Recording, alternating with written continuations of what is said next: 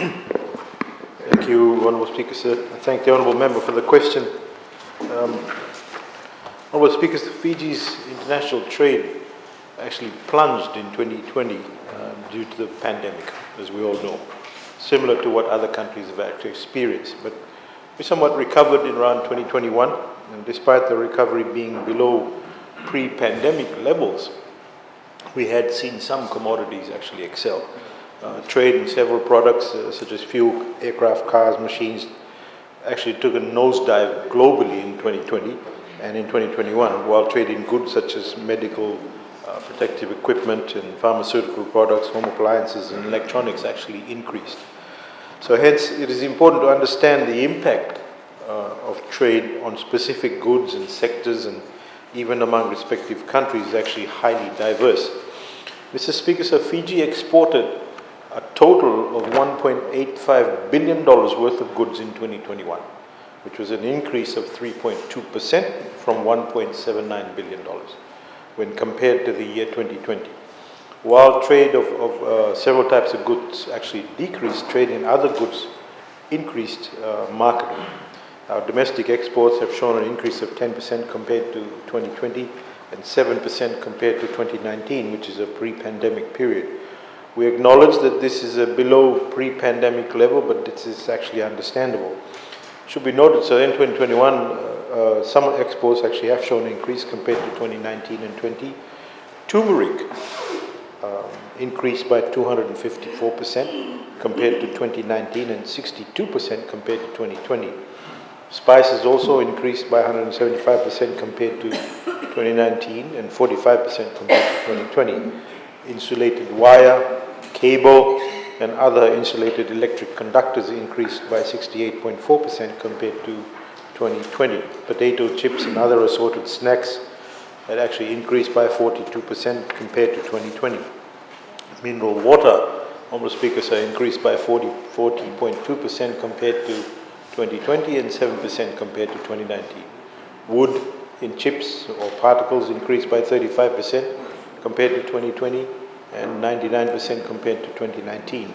Molasses actually increased by 29.8% compared to 2020 and 86% compared to 2019. Kava also, Honourable Speaker, sir, increased by 29% compared to 2019, whilst there was a 4% decline compared to 2020. We had uncooked pasta and noodles also increased by 27.4% compared to 2020. Taro increased by 12.3% compared to 2020 and 21% compared to 2019. Sweet biscuits also increased by 1.9% compared to 2020 and 28% compared to 2019. We're actually capitalizing on these particular growth areas by deepening our presence in the existing markets, Honourable Speaker, and continuously exploring opportunities to actually for newer markets. Ministry is also working with key trade partners, development agencies and international organizations to develop capacities and address non-tariff barriers and diversification and supporting MSMEs and simplifying business processes to stimulate export growth.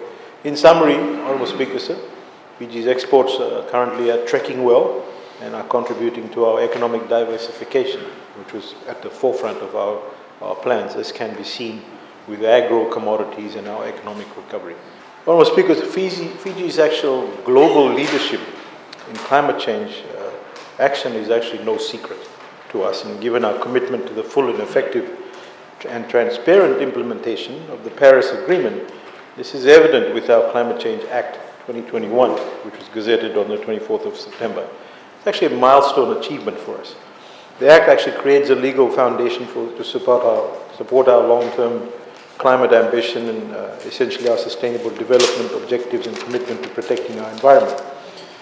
Honourable Speaker, sir, ensuring Fiji's climate goals are being met, and it should not just be a sole responsibility of a particular organisation or a person. There should be shared responsibility and collaborative effort on all fronts. By recognising the need to support the implementation of Fiji's climate goals, the Ministry of Commerce, Trade, Tourism and Transport is undertaking a range of climate change related projects in collaboration with the Ministry of Economy's Climate Change and International Cooperation Division. In the interest of time, so I'll just be brief and highlight some of the key climate change projects. With respect to trades, trade has a multifaceted impact on carbon emissions, which go beyond emissions from production and from transportation. So, however, trade can also play a pivotal role in climate action with the emergence of environmentally friendly goods and technology to consumers, amongst other means. Whilst acknowledging the nexus between trade, environmental and climate policy levers, Fiji is currently negotiating the agreement on climate change, trade and sustainability with 5 other countries. That's New Zealand, Costa Rica, Norway, Iceland and Switzerland. And we envision more parties to actually join this initiative in the near future. This ACCTS is seen as an instrument through which the parties will encourage trade of environmental goods and services whilst disciplining harmful fossil fuel subsidies and setting guidelines for voluntary eco-labeling programs. Unfortunately, Honourable Speaker, our fish stocks and ocean ecosystems are in a decline in many parts of the world due to overfishing and the use of actually destructive techniques to fish. And it's not just the number of fish humans are taking out of the sea that is problematic, it's actually how we do it. For instance, the use of bottom troll fishing ensures that a maximum number of fish is captured in the shortest amount of time, but the method is actually hugely destructive as it destroys absolutely anything else in its path. So the harmful fisheries subsidies are a key contributor to not only overfishing, but also overcapacity and illegal, unreported, unregulated fishing. Fiji and the WTO, the World Trade Organization members, are currently negotiating a fisheries subsidies agreement in which we aim to curb harmful fisheries subsidies that lead to excess capacity, which may contribute to overfishing as well as those that support IUU fishing. The vast majority of fisheries subsidies, Honourable Speakers, are granted to large fleets and thereby disproportionately benefiting big business, and the knock-on impacts of this on small-scale and artisanal fisheries which provide food source and employment in the fisheries sector is actually massive. Fiji has a very strong position in the WTO, and we aim to ensure that trade is used as a vehicle to address fish sustainability issues and build our ocean resilience to address climate change. We can actually increase ocean resilience by ending overfishing and destructive fishing techniques, and doing so we also mitigate climate change. Overfishing marine fisheries production more vulnerable to ocean warming by compromising the resilience of many marine species to climate change, and continued warming will hinder our efforts to rebuild the overfished populations. From a tourism perspective, sir, we're taking climate ambitions across all the particular sectors. Currently working with the GGI and the International Finance Corporation on a national sustainable tourism development framework building on the Fijian Tourism 2021 successor plan. We're working with the IFC on a number of initiatives for long-term sustainable growth and, of course, for investments in the Fijian tourism industry. This includes the Tourism Investment and Development Plan in Vanuatu project and the COVID-19 Tourism Recovery Project. These projects intend to support destination development in Vanuatu by enabling the business environment as well as facilitating green private and public sector investments that create sustainable tourism. We're also exploring the possibility of having a UNESCO geopark in Fiji, in the Pacific Ecotourism Recovery Initiative aims at a green and inclusive recovery through a tripartite partnership between the Pacific Tourism Organization, SPTO, Pacific Community, SPC, and the UN Educational, Scientific and Cultural Organization, UNESCO.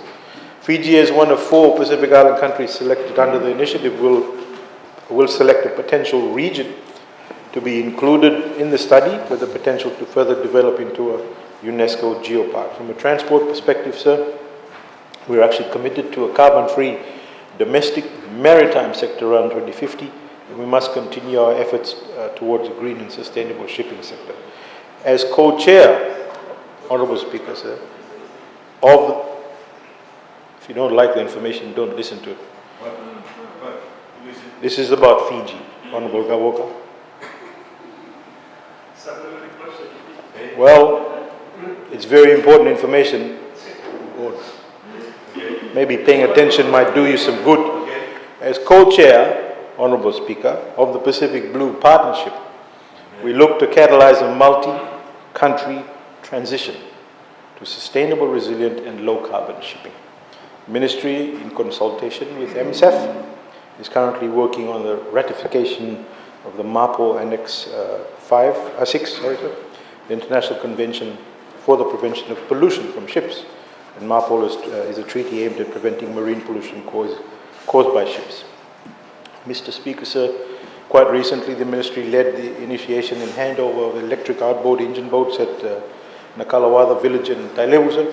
This initiative also is the first of its kind in Fiji and the Pacific, and is part of our commitment as climate leaders to transition to green shipping in order to ensure the marine industry's long-term sustainability.